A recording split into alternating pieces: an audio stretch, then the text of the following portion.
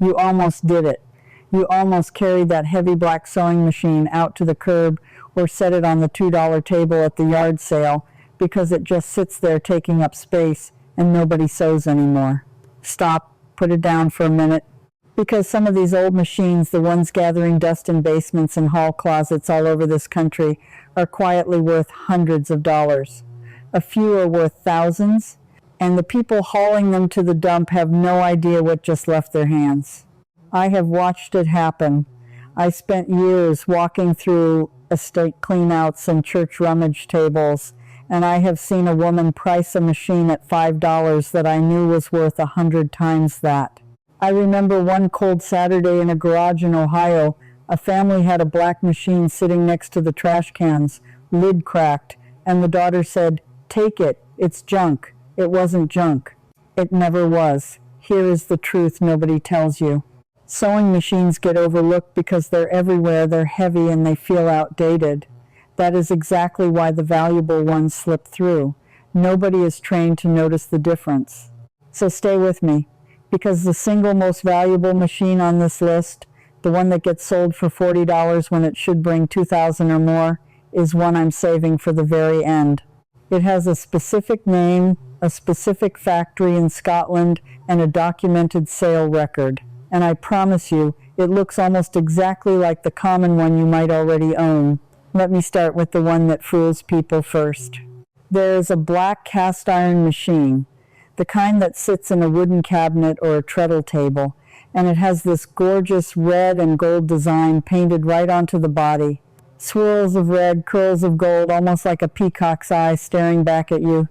People see the chipped paint and the rust on the wheel and they think, worthless. That machine is very likely a Singer 66, and the decal pattern is called Redeye. Collectors named it that because of those red circles worked into the gold scrollwork. Singer made the 66 starting in the early 1900s, and the Redeye version was especially common in the 1910s and 1920s, built at the Elizabeth, New Jersey factory and the one in Scotland. Now here is where people lose money. They see it's dirty and they assume dirty means dead. But a Singer 66 with the Redeye decals, still bright, still glossy, in a nice treadle cabinet, sells regularly for between $200 and $400. I have seen exceptional ones in cabinet, fully working, cleaned up, cost $350 without any trouble at all. And the near miss part? A man told me he'd almost scrapped his grandmother's for the cast iron. The iron treadle base alone, he figured, might bring a few dollars at the metal yard. He was about to break a $300 machine into scrap worth pocket change. So if you have a black machine with red circles in the gold paint, you go look at it tonight, wipe the dust off the arm and find those decals. But the Redeye isn't even the prettiest one Singer made, because the next design is the one that makes collectors lean in close. Picture the same black machine, but instead of red circles, the gold decals show pyramids and lotus flowers and little figures that look like they walked off the wall of an Egyptian temple. That pattern has a name too. Collectors call it the Sphinx, or the Egyptian pattern, and you'll find it on the Singer Model 27 and its smaller sister, the Model 28, and later the 127 and 128. These go back further than the Redeye. The Model 27 started in the 1880s and ran through the early 1900s. That means the machine sitting in your aunt's spare room might be 130 years old and still threading a needle. Here is the detail that separates money from junk. Turn the machine over or open the little slide plate and look for the serial number stamped into the metal. On these old Singers, that number tells you the exact year and the exact factory it was born in. Singer kept meticulous records, and those records still exist. A serial starting with certain letters points to a specific plant and a specific production run. That number is the difference between guessing and knowing. A clean Singer 27 with crisp Sphinx decals, especially a treadle model in a fancy cabinet with the ornate iron scrollwork, can bring $200 to $500. The hand crank versions, the small portable ones people carried, can climb even higher when the decals are sharp. And the near miss I keep thinking about, A woman on a forum posted a photo asking if her ugly old machine was worth hauling to the dump. It was a Sphinx 27, decals bright as the day they were painted. She'd had it listed mentally as trash. Strangers in the comments begged her not to throw it out, so the lesson tightens. It is not just the machine. It is the decal, and it is that hidden serial number. But those two are the ones that at least look special. The next machine on my list is dangerous precisely because it looks like nothing at all. There is a plain black Singer, no fancy pyramids, no red eyes, just simple gold lettering and a matte or satin black finish. People walk right past it. It's the Model 201, and inside that boring body is something the fancy ones don't have. The Singer 201 is what collectors and quilters call the best straight-stitch machine Singer ever built. It has a rotary hook and a gear-driven mechanism, smooth as silk, and it sews through layers that would choke a modern plastic machine. Sewers hunt for these on purpose. Singer made them from the 1930s into the 1950s. Now, the plain Jane look is exactly the trap. Because a working Singer 201, especially the 201-2 model with the direct drive motor, sells to serious quilters for $150 to $300, and the pristine ones with the original case and attachments go higher. People give these away thinking a machine with no decoration must be a cheap one. The near miss here happened at an estate sale I remember well. A 201 sat on the floor marked $10 because it looked plain next to the pretty one. The pretty one was tagged $50. The plain one was worth 3 times the pretty one. The tags were exactly backwards, and nobody in that room knew it. Now I need to stop and talk directly to you, the one who has been listening and thinking, this is nice, but I don't have anything like this. My boxes are full of junk. Nothing in my house is worth checking. This next part is for you especially, because you don't need an appraiser and you don't need to spend a dime to find out what you have tonight. Here is exactly what you do. Go to that machine, any old machine, and find 3 things with your own 2 hands. First, find the badge on the front, the little metal or painted plate, and read the brand and the model number. Write it down exactly. Second, tip the machine gently, or open the small metal plates near the needle and find the serial number stamped into the body. On a Singer, that number can be looked up for free and it will hand you the year and the factory. Third, run your fingernail lightly over the gold designs. If they feel slightly raised and glossy and unbroken, the decals are intact, and intact decals are money. Worn, flaking, rubbed-through designs drop the value fast. Then feel the weight. Lift the head off the base.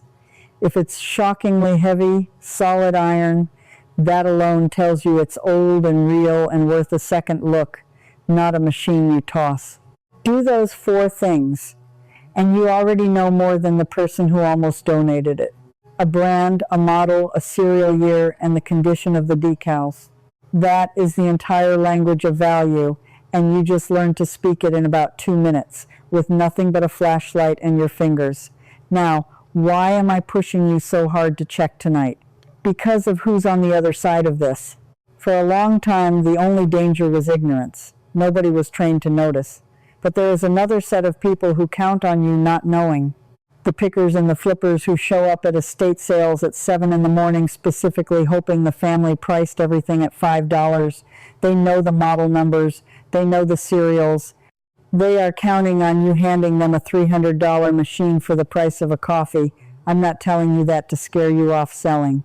I'm telling you so that when you sell knowing. Because the next machines are exactly the ones those early birds race to grab. Let me show you a small one. This one breaks hearts because of its size. There is a tiny sewing machine, about half the size of a normal one, cast iron, hand cranked, that people mistake for a child's toy and set on a shelf as a decoration, or worse, drop in the donate box because it doesn't really work anymore. Some of those little machines are toys, but some are the Singer Suhandi Model 20, a real miniature Singer made to sew small chain stitches, produced from the 1920s onward. And here is the twist that costs people money. The colored ones Singer made these little machines in black, yes, but also in a pale creamy tan, and in shades of green and blue, and those colored miniatures are the ones collectors chase. A plain black Singer Suhandi might bring $40 to $80. But the rarer colored versions and the earlier examples in their original box with the little clamp and instructions can sell for well over $100, sometimes $200 or more when they're complete and clean. The near miss. A grandmother's toy sat in a box of children's things, headed straight for the church sale, priced at $1 because it was assumed to be a plaything. It was a Suhandi in the original box. $1. A collector's heart nearly stopped. So a tiny machine is not automatically a toy, and a toy is not automatically worthless. Size tells you nothing, the name and the color tell you everything. But at least that one is small enough to keep by accident. The next machine is one people actively throw away because they think it's ordinary and take up too much room. Now we go back a little further in time to a name most people have never heard, and that unfamiliarity is exactly what dooms these machines. Willcox and Gibbs, that's the name. It's usually spelled with 2 L's, Willcox, on the little brass or silver plate. This company made a very distinctive machine, small, with a graceful curved neck, sometimes almost shaped like a letter G, that doesn't look like a Singer at all. That's why people don't recognize it, and that's why it gets tossed. Willcox and Gibbs made chain-stitch machines going all the way back to the 1850s and 60s, and they kept improving them for decades. The early hand-crank models, with that elegant sculptural shape and the automatic tension, are genuinely collectible antiques. Because they don't look like the familiar black Singer, families assume there's some broken oddity and let them go. And that little 4-step habit, the badge, the model, the serial, the fingernail across the decals, is exactly the way I taught myself to read every other thing in an inherited house. Because a sewing machine is only one object in a garage full of them, and the marks on the bottom of a dish, the letters stamped inside a ring band, the maker's name on the back of a silver fork, all speak that same language once somebody sits you down and teaches you the whole alphabet. I put all of it in writing, my books, everything. A video simply cannot hold, room by room, category by category, so you can stand at your own kitchen table with your own 2 hands and sort what stays, what sells, and what may leave before a single box goes out that door. If you want that whole system, scan the QR code right there on your screen, link in the description, pinned comment. Take the books with you, then keep listening, because knowing is only half of it. The other half is understanding who is waiting on the other side of your driveway when you don't know. A Willcox and Gibbs in good shape, with the correct base and the crank and the original finish, sells in the range of $150 to $400 depending on the era and condition, and the earliest. Prettiest examples reach higher. People who understand these machines specifically hunt the early sculptural ones. The near miss here is one I felt personally. I saw one of these curved neck machines sitting on a shelf in a barn sale, black paint dulled, and the man running the sale had it marked $5 with a note that said, "Parts only, doesn't run." It ran fine. It just needed oil. $5 for a machine that was already old when the Titanic sailed. So an unfamiliar shape is not a reason to throw a machine away. Sometimes the unfamiliar shape is the whole reason it's valuable. But if a strange name scares people off, wait until you hear about the machines that come from companies most people are certain never existed. Before Singer swallowed the whole world, there were competitors, and their machines survive in attics, unrecognized. Wheeler and Wilson, Grover and Baker, names stamped on beautiful early machines from the 1860s and 1870s, back when a sewing machine was a luxury a family saved for years to afford.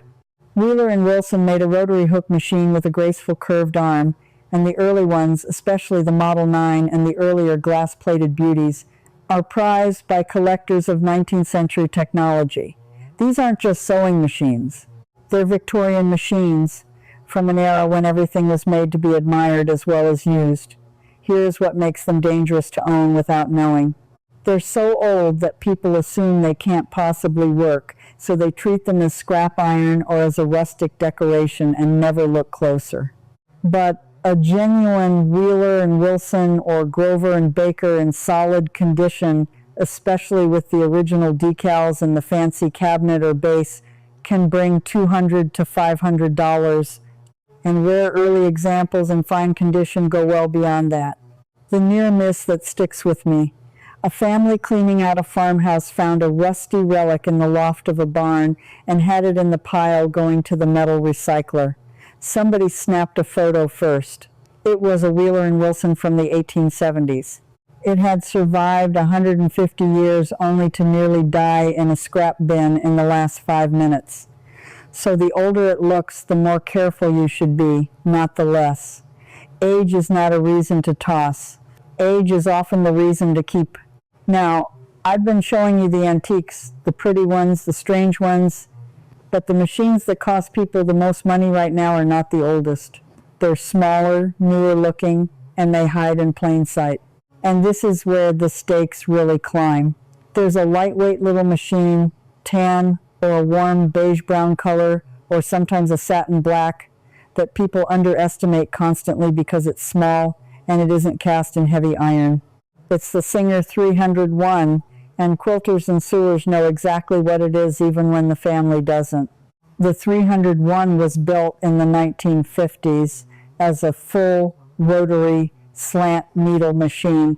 Essentially, the big brother of the machine will end on. It's aluminum, so it's light, and that lightness fools people into thinking cheap. It is not cheap. It sews beautifully, it lasts forever, and people who quilt seek it out on purpose. A Singer 301, especially the long bed version, in working condition with its case, regularly sells between $150 and $350.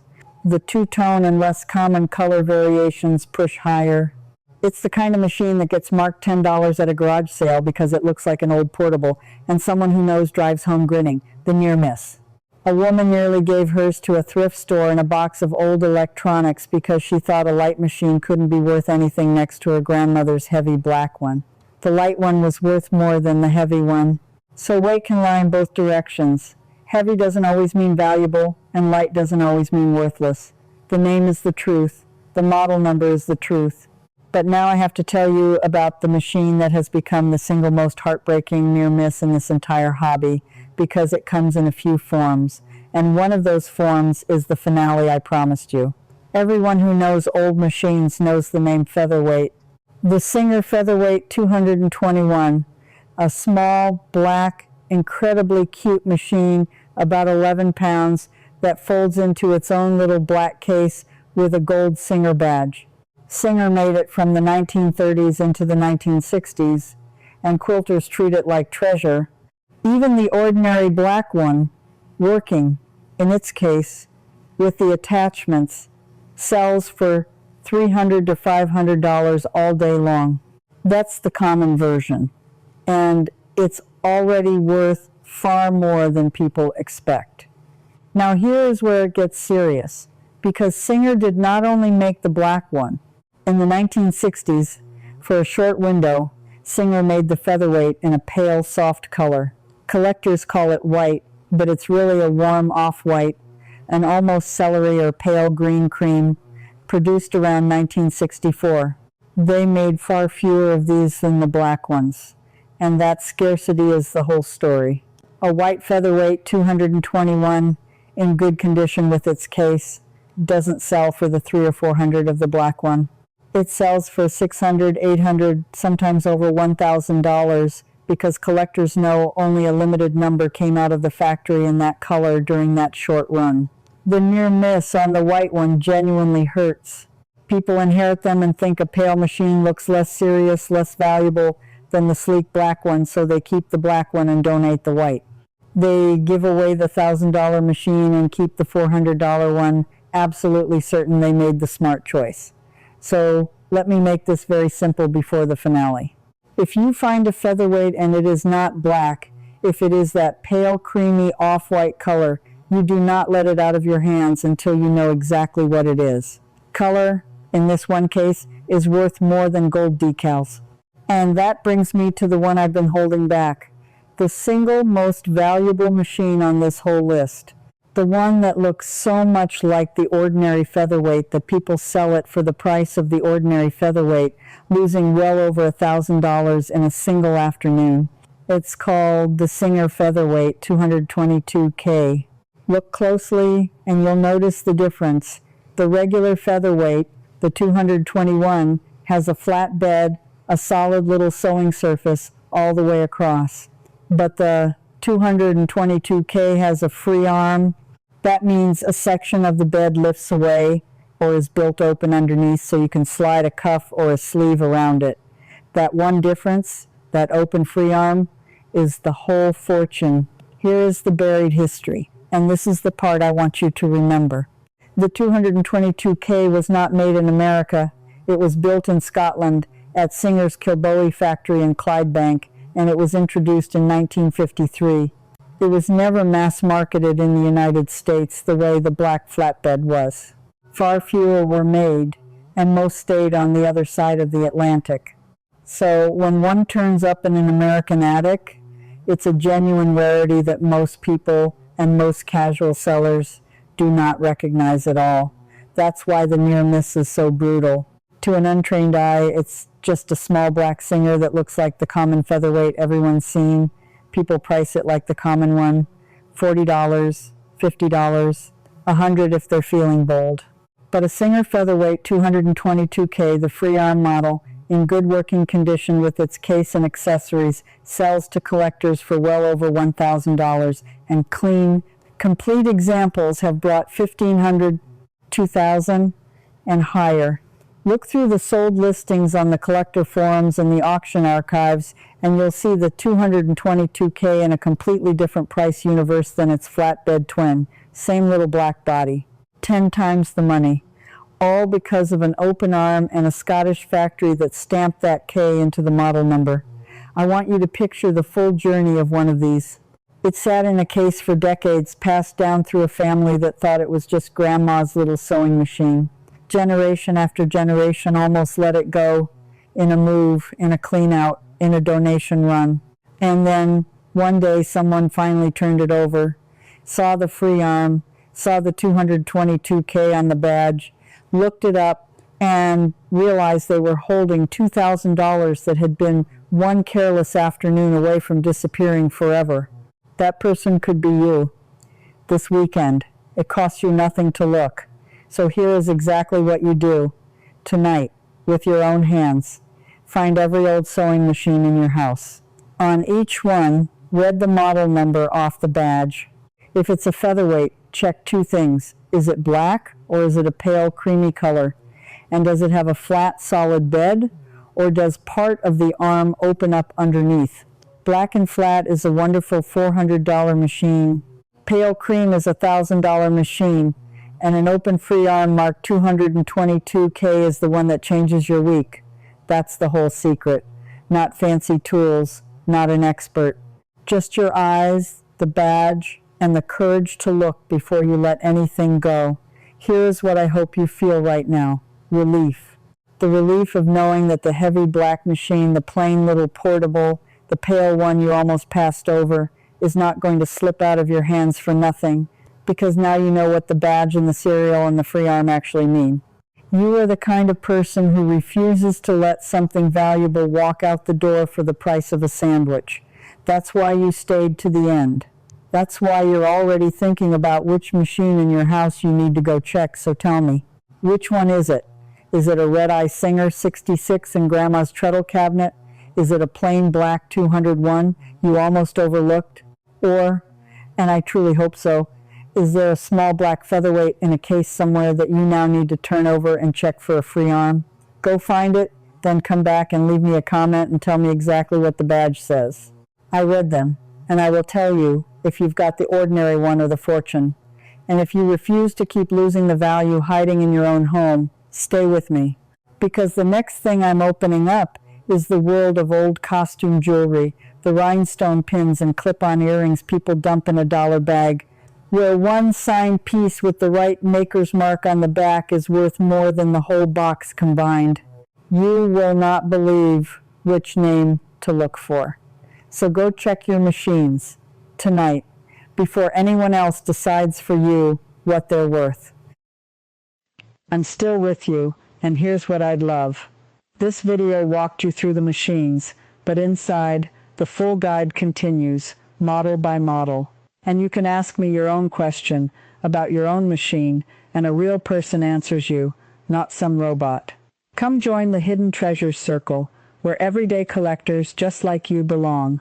Just point your phone's camera at the code on screen. Cancel anytime, one click, no risk.